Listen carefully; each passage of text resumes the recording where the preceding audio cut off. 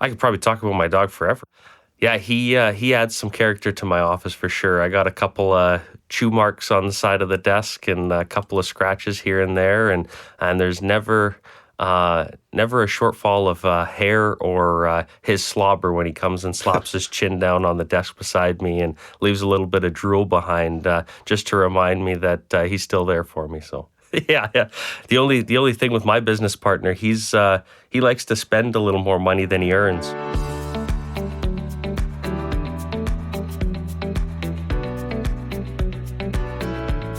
Welcome. This is Uncommon Sense, a CPA podcast presented by the Métis CPA Knowledge Center. The center is an initiative of the CPA Education Foundation, the charitable arm of the chartered professional accountant profession in Alberta. For the record, this CPA podcast isn't about bean counting. Our episodes feature conversations with Alberta CPAs sharing their insights on a wide range of timely topics. I'm Gordon Turtle, your host for this episode, and our guest today is chartered professional accountant, educator, and entrepreneur Joshua Letendre. Since earning his CPA designation, Joshua has been using his skills to help others. As an educator, Joshua teaches at MacEwan University in Edmonton and with the CPA Western School of Business, where he focuses on courses for Indigenous learners. He also has his own business, Max Accounting and Business Solutions, and he sits on the boards of the CPA Education Foundation and Special Olympics Alberta. And as if that weren't enough, he is also the executive director of the New Buffalo Education Circle. As a Métis Albertan, Joshua is dedicated to staying connected to his roots and honoring the legacy of his ancestors. His dedication to education, his community, and his Métis roots led to Joshua receiving CPA Alberta's Early Achievement Award in 2024. I'll be talking with Joshua about all the work he's doing and where he finds the energy to manage all of those commitments so successfully. Welcome, Joshua, and thanks for being here. Thanks, Gordon. I appreciate it. Thanks for having me. Before we get into the work you're doing these days, can you briefly tell us how you came to earn your CPA designation and what it means to you to have that? Yeah, early on, so I was lucky in high school. I had a guidance counselor that was Indigenous, was part of the Braided Journeys program, and sat down with me and said, "Any idea what you want to do? Any kind of path that you've been thinking about?" And I don't know. Didn't really have a clue. I wasn't sure. I just said, I want to do something, but I'm not really sure what it was. And back then, I think the classic answer is, well, I was really good at math and science, so you must be going into some sort of science field or engineering or something like that. And so I had applied and was looking at the engineering side. And then he said, well, are you sure? Have you looked at anything else? And so he took me down the path of, well, let's go for a tour at some of the post-secondaries here in Edmonton. And through that, we looked at some of the different opportunities within other faculties there. And the School of Business came up. And that kind of led me down what can I do within business then? And both my parents are entrepreneurial, have that business mindset. And so it wasn't anything foreign, but going to the post-secondaries, getting a tour. I loved when I went to MacEwan University. I loved when I walked in there. They had carpet on the floor. This sounds like a really weird thing to say, but they had carpet on the floor, and it just felt kind of homey. They had some couches there. And so for me, that's what drew me there. And then, within the business stream, accounting just made the most sense for me. I enjoyed the numbers side, and I wanted to be the kind of quarterback of business, understand all aspects from the numbers side, because I think that goes to inform a lot of the other things that happen within business. So that's what led me down the accounting route. And then as I kind of went, I didn't have the foresight to say, hey, what's going to be the end goal here? But as I went, and I had some great professors throughout the way that, well, what do you plan on doing? What's coming next? And hey, okay, where do you plan to do CPA or not? And I had one that pushed me to do my master's then, or told me a little bit more. And so that's what led me to do my Master of Professional Accounting at the University of Saskatchewan, and then ultimately getting my CPA designation through it. So it wasn't supposed to be that route, I don't think, but ultimately was, and I wouldn't change it for the world. I think I love what I do and some of the flexibility I have with the work that I do. And as far as what it means to me, I think earning that designation, I was the first one to go to post-secondary to get an undergrad degree in my family. My sister followed suit in the sciences side, though. She's a biologist. And yeah, for me, it means a lot because I feel like people associate me now with this designation. And because I'm well educated, they come to me for advice. They come to me for an opinion. They want help. They want a conversation. And in my world, that means the world to me. And so for me, it's become a bit of my brand, and I really appreciate because I get to have some great conversations. And obviously, being here today with you is amazing. And so I look forward to our conversation. Well, that's fantastic. Based on the little I know about you right now, it seems you're using your designation and the skills that come with it in very unique ways. And much of your work is in the field of education. You're back at MacEwan University. You were once a student there, and now you're an instructor. So what motivates you to be an educator? Yeah, I always joke that I just never left. I just, they couldn't get rid of me. They tried to, hey, you graduated, it's time to move on, and I just never left. But, my motivation comes from the professors that I had, those instructors that I had through my journey that made a difference. And I know that when they made that difference, how I felt, whether it was sharing their experience, relaying their knowledge, or a really cool, if I can say, really cool audit experience they had, or tax problem that they faced, or some bookkeeping stuff that happened, or the different types of companies they worked on. When they brought that into the classroom, it was just so much more meaningful. And I think for me, that motivation comes from that, where I want to share my experiences with other students, give them some tangible examples where we can go through the textbook and do that. That's not a problem, but there's an added benefit, I think, where, hey, there's these real world problems, and without disclosing privacy or names or anything, obviously, but we can talk about those things so that they're consumers too. Students are consumers, and they're out in the everyday world where they're seeing these things. And so to have that, I think, makes a difference for them.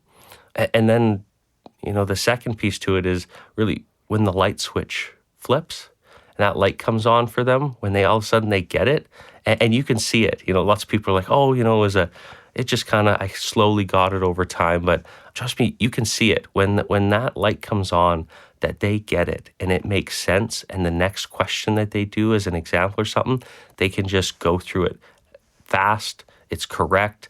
And they're comfortable with it. It's not this foreign language anymore. It's a pretty cool feeling. It's a pretty awesome feeling for them, obviously, but also for me, because I can see the work that they've put in to get to that point, and I think that's just awesome. So being an instructor, is the experience what you had expected it would be, or were you surprised by the experience once you'd gone through a course or two as an instructor? It is and it isn't. Yeah, you obviously expect that there's a lot of work into it. You have to be a version of an expert about that content so that if there are any questions, you can answer them. But I think if CPA's taught me anything as well, an answer that is very respectable is, I'm not sure right now. Let me find that out and then I'll tell you. And so there's a balance of that, of course.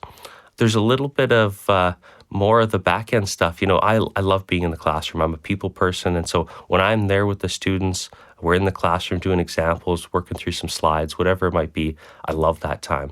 When I'm sitting alone at home marking their exams or something like that, yeah, it gets a little bit tedious after a while, and nobody really talks about that side of things and the amount of prep that goes into being prepared for a lecture. But for me, when you get into the classroom, then it becomes all worth it to be there with them. And some of the conversations, it's worth it. What courses are you teaching or have you taught recently? I'm mostly on the financial accounting side, so I'm teaching advanced financial accounting and advanced data analytics and accounting right now at MacEwan. And for CPA, I teach a little bit of the intro financial accounting, and I've taught intro management accounting as well. So yeah, a few different courses, but I enjoy some of the higher level ones, those advanced accounting or data analytics, because most of those students by that point, they're on the path to becoming a CPA. They kind of have that almost done their degree, and the next step is going to work somewhere and getting their designation. And I think that's the most relatable for me, where I can bring some value and talk about some of the work that I do and say, well, what do you plan to do with it? Do Do you understand all the components of what comes after an undergrad degree in accounting, of what the CPA program looks like? And I love talking about that and sharing some of that stuff. So. You mentioned teaching for the CPA program. That's with the CPA Western School of Business? Yeah, for our listeners, the CPA Western School of Business is the place where CPAs to be go to get the postgraduate education they need as part of the CPA certification program. Joshua, you're teaching with the CPA Western School of Business, and I understand that your work there is primarily focused on Indigenous learners. What is the goal of that program, and what has that experience been like for you? Yeah, with CPOSB, or the CPA Western School of Business, I teach as part of their Indigenous Learners in Accounting program. And it started off as a pilot a year and a half ago or so now, and has continued to grow, and in my opinion is quite successful. And the goal of the program is to bring education, and specifically on the accounting side, bring that education, make it accessible for our Indigenous learners out there. For lots of them, they're working in an accounting related role, and most likely without any significant higher education in it. They've kind of learned the ropes through their work, through the people they work with, and so this has been an opportunity for them to say, well, yeah, I kind of get what I'm doing at work, but can I take that to the next step? Can I bridge my experience with some education and learn kind of the fundamentals of what's underlying, what comes before all of this work stuff, and why does it go together? And so I think our goal is to bring that education to them, build some self-efficacy for them, where they're learning these things and balancing that with all the life components that they have, the work that they have, family, all of those things, and ultimately, I think, create some more opportunities for them. You know, education's a powerful thing, and when they have access to that, when we're in the classroom together, you can see the wheels start turning, and their excitement around what they can do with this. And as they learn more and more, I think they get more excited, and the opportunities that can come from that. I have some stories I could share from some students that I think it's why I keep teaching. You know, I talked about that. I love when the light comes on for the students, and for some of our Indigenous learners, they've shared that, you know, I've put this into perspective of talking about a personal balance sheet, a personal income statement, whether I'm out grocery shopping or something like that, and the impact that this program has had on them at a personal level, not even from their work. You know, it's very personal side. I've had some that they've been at work then in their monthly meeting when they go through financials, and they said, I actually contributed. You know, I had an opinion on this now because I understood what we were talking about. You know, I've always been involved in producing the financials or the inputs to it, and I kind of never got it before.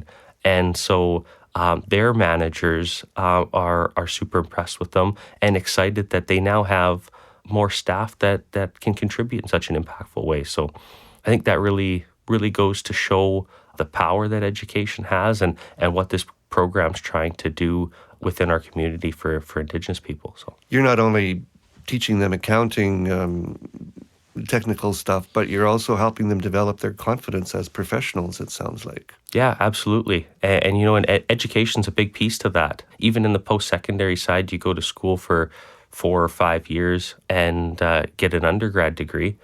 Yeah, there's a component. You obviously learn some technical knowledge, and you're there to learn in the classrooms, but there's a lot more that goes into that commitment that you make for 4 or 5 years of going to school every day, right? You're proving to employers, hey, I showed up to school every day, went to my classes, I was successful in them, I learned some things along the way, and I'm able to do that with you as well as an employer. You know, I want to work with you and have that impact as well, continue learning from you and gain some real world experience. So yeah, I think this program offers a lot more than just the technical side as well, but bridging that again with their personal life and building that confidence, that self-efficacy that they want. So, what do you think it means to the Indigenous learners that you work with to have an Indigenous instructor, someone who understands and comes from their culture? Is that important to them? Yeah, I think for them it's really important. And for me, just the same. I think it's important for me as well. There's a level of relatability there a level of comfort.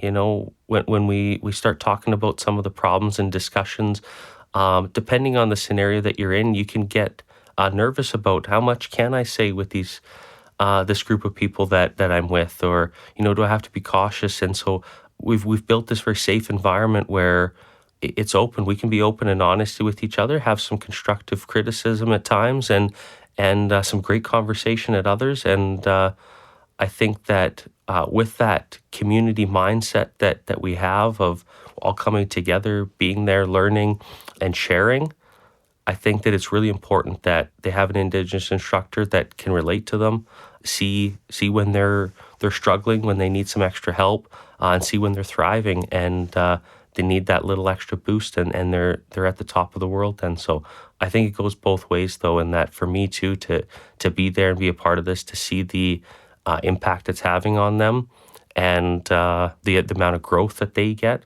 I think it's amazing. Yeah, that's incredible. In addition to teaching at MacEwan and the CPA Western School of Business, you also serve as executive director of the New Buffalo Education Circle. What is that organization all about? Yeah, so New Buffalo Education Circle, it's an Indigenous charity. Been operating for about 3 years, and out and about and trying to make a difference for about a year and a half now, of working on partnerships and attracting students. And so New Buffalo set up to kind of increase the awareness of business education.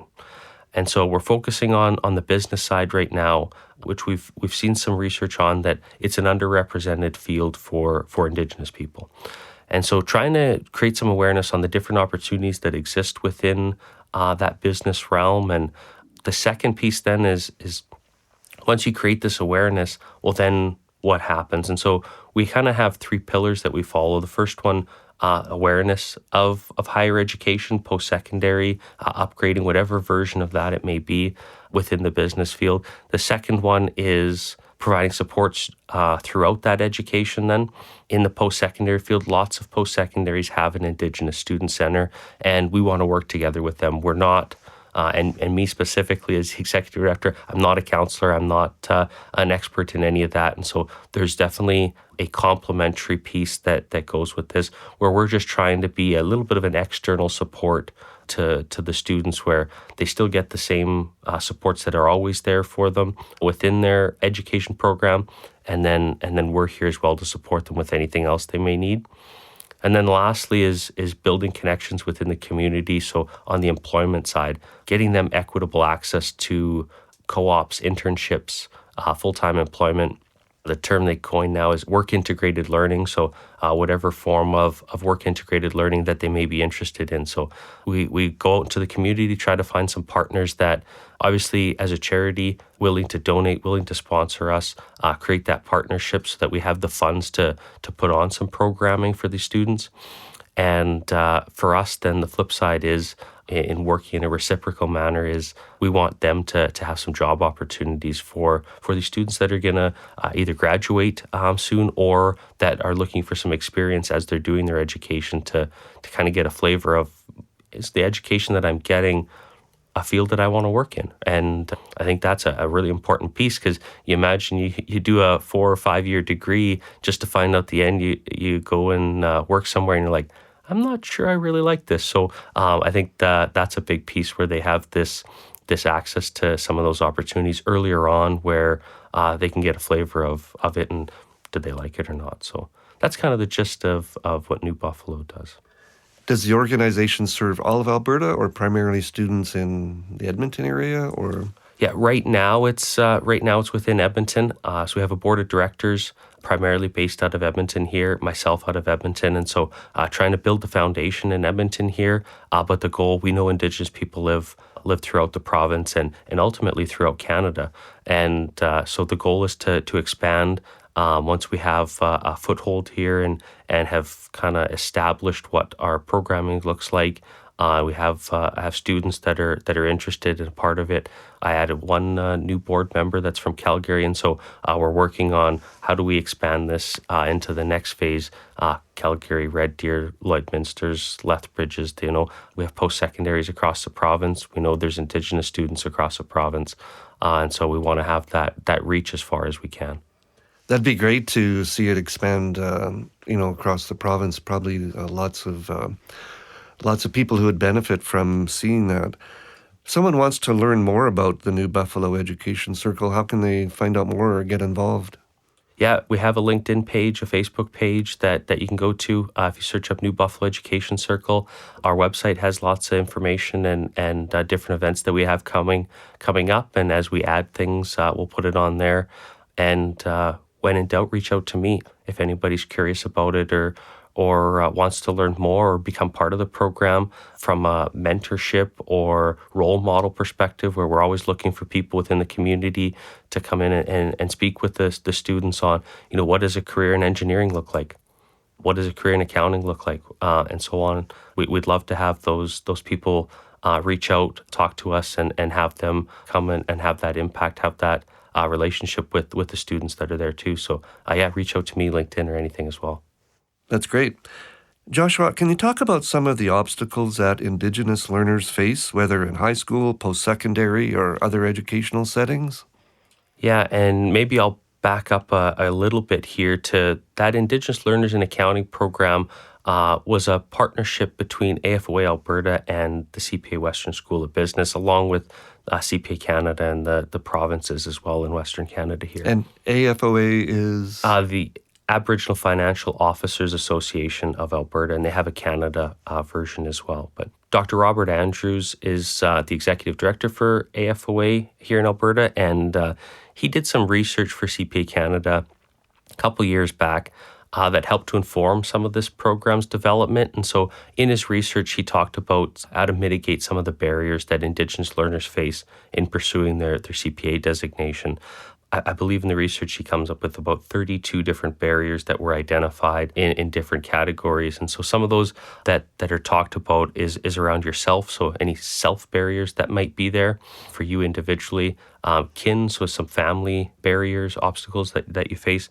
The educational side, so from an institution level, what are some of the barriers that Indigenous learners face from there? And then society as a whole. And so he found that within these four buckets, then there was various barriers that Indigenous learners face. And with that, one, identifying them is really important. And then two, how do we mitigate them so that Indigenous learners have access to the education that they're looking for, may need, or want to pursue.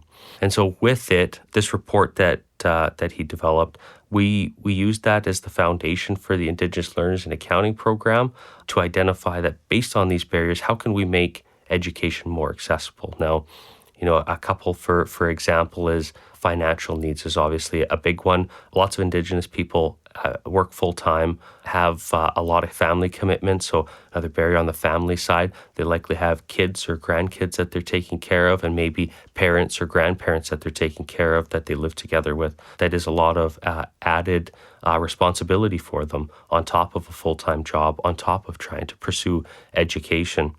There's other components from a community base where within the community, Indigenous people are a tight-knit community, and if there's people who pass away within the family, it has a big impact to the broader community. And so there's lots of those types of barriers that have been identified that we aim to reduce some of those so that they have access to the education that they're looking for. Did you face any of those obstacles or barriers yourself when you were getting your bachelor's and master's degrees? And if you're willing to talk about that, how did your experiences as a student shape your approach to teaching today? Yeah, I think that, we all face our own versions of barriers or obstacles throughout everyday life, let alone the education setting or work setting specifically. But yeah, absolutely. There's been times where the family side has pulled me in a certain direction, where you have some challenges from the family side. It takes your time. It takes a lot of emotional energy, sometimes physical energy. And so you get pulled in one direction or another. There's been times where the financial side, you have tuition that's due. You also have rent that's due, and you're looking at all those things at the beginning of the school year. Well, then financial component comes in and adds some additional stress to that. From the society side, there's a lot of intra-Indigenous tensions that are there as well, and so the difference between First Nation learners and Métis learners, Inuit learners, as well as being put in classrooms with others, and so balancing those difference of opinions has been a challenge at different times. And for me, the part that helped shape my approach to teaching is welcoming all those perspectives.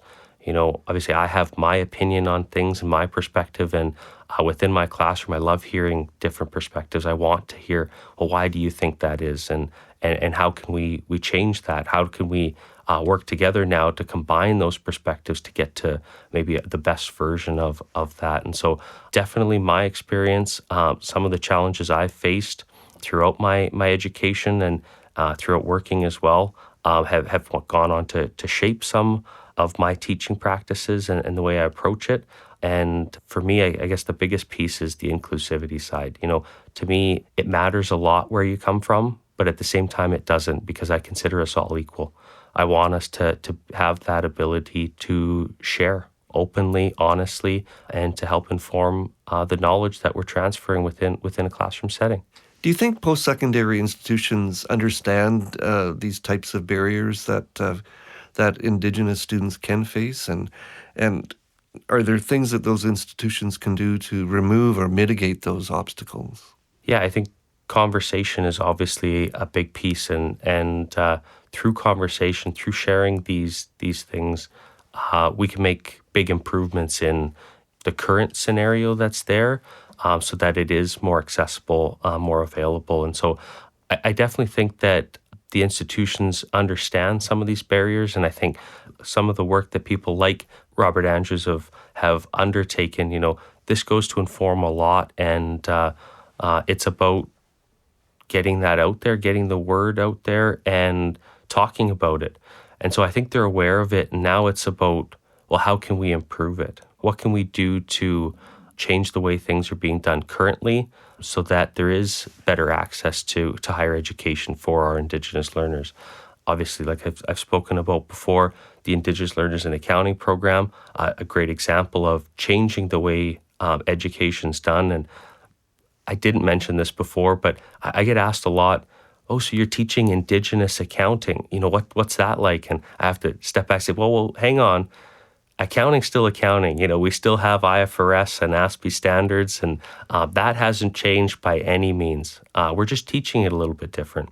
We have an Indigenous instructor, Indigenous students, Indigenous examples. So we talk about different businesses that have this problem that our Indigenous learners would be familiar with.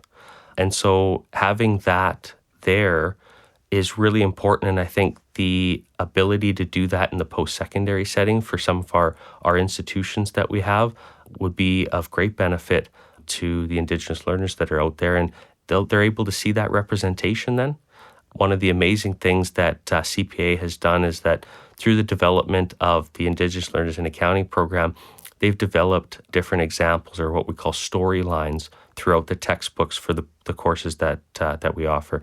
And through that, they've made those storylines available to all education institutions to use freely and openly within their environment. And so all of them have a copy of it or have access to get it, and they can use those storylines within their classrooms. And so it's things like that I think bring awareness to this, allow those students to see themselves represented in the education they're pursuing. And I think for everybody, it gives them something tangible, something they understand. These examples, they're things we see in everyday life. They're businesses that we cross paths with on an everyday basis. That storylines resource sounds like could be really valuable. Do you think, have you noticed whether there's been a lot of pickup by the post-secondaries of that resource? I'm a little bit biased, obviously, because I work with MacEwan University as well. And I think there is some pickup. I think it's also a bit of a challenge to integrate it into some of their learning. And so there is some work to be done from their side where, hey, I have these storylines. How do I integrate it with the examples and with the textbook that we use, or the slides that are produced already? And so I think there's a little bit of work, and it may take some time, but I know for me, it's a component that obviously I'm passionate about, and I'm going to try and use as much as possible. I think maybe comfortability is also another one. Are you comfortable talking about some of this stuff? And not everybody is. And so I see for me that within my community of instructors, as much as I can help them with, hey, do you have any questions about it? Is there anything you'd like to talk about that I can help you with so you feel more comfortable in your classroom? I think that's also an important piece where they feel like they're supported as well. This isn't something they have to undertake alone, that there are resources out there, people out there who want to help them and make sure that they're comfortable with it, because that's really important. You don't want instructor feeling uncomfortable. That's not going to help anything with the students as well. So yeah, thanks for that. Joshua, earlier this year, you were honored by CPA Alberta with the Early Achievement Award. Congratulations on that, by the way. What did it mean to you to earn that award? Thank you. I appreciate that. And it meant the world. For me, obviously, I'm passionate about the accounting side, and if I wasn't, I wouldn't have did an undergrad and master's and got my CPA designation or work in the field, obviously. But it means the world that other people have recognized some of the work we're doing. And as much as this award, I received the award, it was a group effort. It's a community effort. The work we're doing with the Indigenous Learners in Accounting program, my passion for teaching at MacEwan. There's been so many people who've been a part of that journey that have helped me earn this award, I think. And so, as much as I have it and my name's on it, I see it as a lot of people who have helped shape me to be who I am today, and kind of create that spark, that fire in me that I want to do some of this stuff, and to have people out there to recognize that were willing to nominate me for this award and write some amazing things. Yeah, it warms my heart. It means a lot to be there, and it was an amazing ceremony, and to have my family there and some of the supporters who wrote the letters and nominated me is an amazing evening to be a part of. So, oh, well said. Well, that seems to be the perfect spot to wrap up our discussion, Joshua. It's been a real pleasure getting to meet you and speak with you today, so thank you for taking the time to be here. And, congratulations on the excellent work you're doing to advance business and accounting education, particularly with Indigenous learners. Thanks again, Joshua. Thanks so much. Thanks for having me, Gordon. I appreciate it. The Uncommon Sense podcast is presented by the CPA Education Foundation and funded by the Heshi CPA Knowledge Center. The Knowledge Center was created through a generous donation to the CPA Education Foundation by the late Brian Heshi. Brian was a distinguished Albertan, business leader, CPA, educator, and community builder. His generosity and commitment to education underpinned his good works across Alberta throughout his lifetime. We would like to acknowledge that the CPA Education Foundation offices are situated on the traditional Treaty 6 and Treaty 7 territories and Métis Nation homeland. The Foundation acknowledges that we reside on traditional and ancestral territories of many Indigenous, First Nations, Métis, and Inuit peoples. Their histories and culture influence our community to this day. The CPA Education Foundation is committed to helping build a province where Indigenous people and their voices and experiences are heard, valued, respected, and celebrated. Technical and recording services for this podcast provided by Wolf Willow Studios in Edmonton. If you enjoyed this podcast, please be sure to like, subscribe, and tell your friends about us. If you have any comments on the podcast, write to us at cpaef@cpaalberta.ca. To learn more about the CPA Education Foundation and the Heshi CPA Knowledge Center, visit cpaalberta.ca/foundation. Thanks for listening.